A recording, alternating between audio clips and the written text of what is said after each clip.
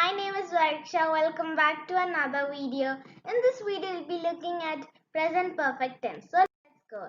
Let's start the session by the definition of present perfect tense, and as usual, I'll be explaining them in two ways. One will be briefly and the other one will be so simple. Let's start with the brief explanation of present perfect tense. Okay? The present perfect tense is a verb tense used to express actions that occurred at a non-specific time. The present perfect tense is also used to express actions that started in the past but continue to the present.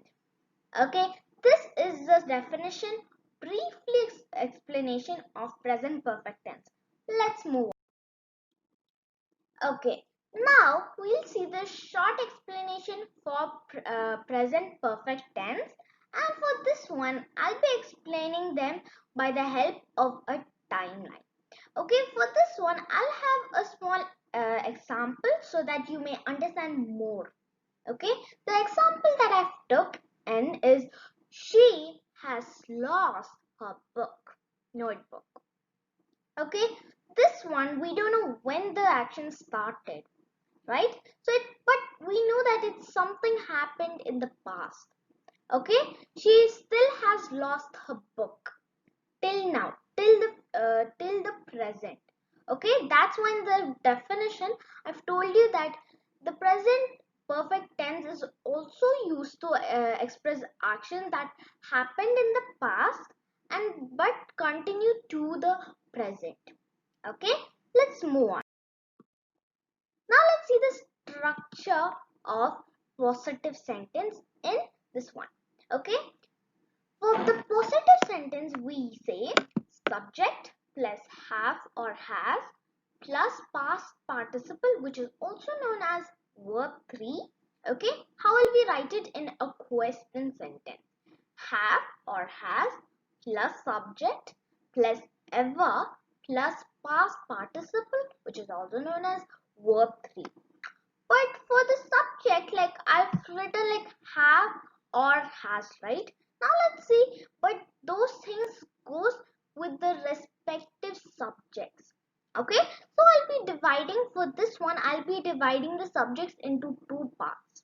Okay, one is the third person singular and the other one is I, you, we, they.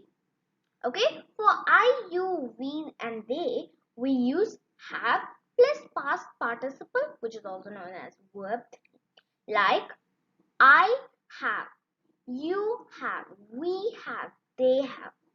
Okay, for he, she, it, which is also known as third person singular, we use has plus past participle, which is also known as verb 3.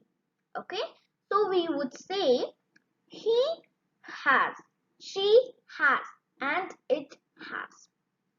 Okay, and remember, you guys have to add have or has to the respective subjects. Remember that. Okay, let's move. For this one, I'll be having examples. Okay, now I have a chart. In the chart, there is divided into two parts. One is positive sentence and question sentence. Okay, I'll be using the same sentence but in different formats, so you may understand what is the difference between them. Okay, positive sentence. Let's start with the first example. Mark has studied 2 foreign languages. Okay, if you may closely look that why I used has. How will I know whether I have to use has or have? I told you earlier in the session that for third person singular, which are he, she and it, we use has. Okay, but if you may say, how will I find even though it's like a proper noun? It's like Mark. Mark is like a person. In person, which gender is it? Male or female? Yes, it's a male. Male means it's he. So we use has. Okay? For third person singular, that means it's a third person singular. So we use has plus past participle, which is also known as verb 3. Okay? And some extra sentences. Okay? How will I say it in a question sentence? Let's see. Has Mark ever studied two foreign languages? Only little bit. I'm just adding a new word here, which is like I just change the position of have and mark, and after mark I use ever. That makes the sentence as a question sentence. Okay, let's move on with the second example. You have eaten noodles. Okay, that's how you say it in a positive sentence. Let's see how we'll see it in a question sentence. We say, have you ever eaten noodles? Okay, now let's move on with the third one.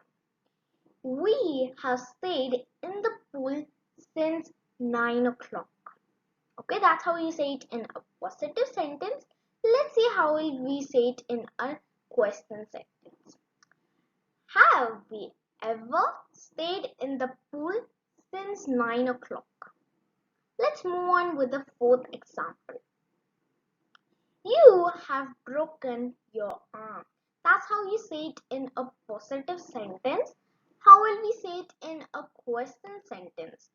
Have you ever broken your arm? Okay, as we've come to the end of our session, I'll have an activity to recap on present perfect tense. Okay, now let's discuss the answer for the first question. She dash lived here all her life.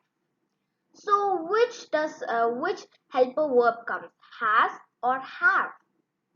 Yes, it is has. Let's move on with the second example. With the second question. We dash visited Florida several times. Okay, what is the answer for this? Yes, it is have, because we is not even related to third person singular. Means like it's not in third person singular. Okay, let's move on with the third question. He dash been in London for 2 weeks. So which helper verb should we write here? Have or has? Yes, it is has, because yes, he is a third person singular subject. Let's move on with the fourth question. Dash you read the book yet? Dash you read the book yet? That's because it's past participle. Okay, and it's from read. So read, read, read. Okay, because the past and the past participle are same, but not only for everyone. Sometimes they three are same or three are different, and like some similarity. Okay, so how will we find anything? What thing should we add? What helper verb should we add? How will we find it out? Just simply look into the sentence carefully and see what is the subject. Over here it is you. For you, we are to add have. So the answer would be, have you read the book yet? Okay. As we've come to the end of our session, I hope you understand what is a present perfect tense. So let's meet in the next video together. Bye for now.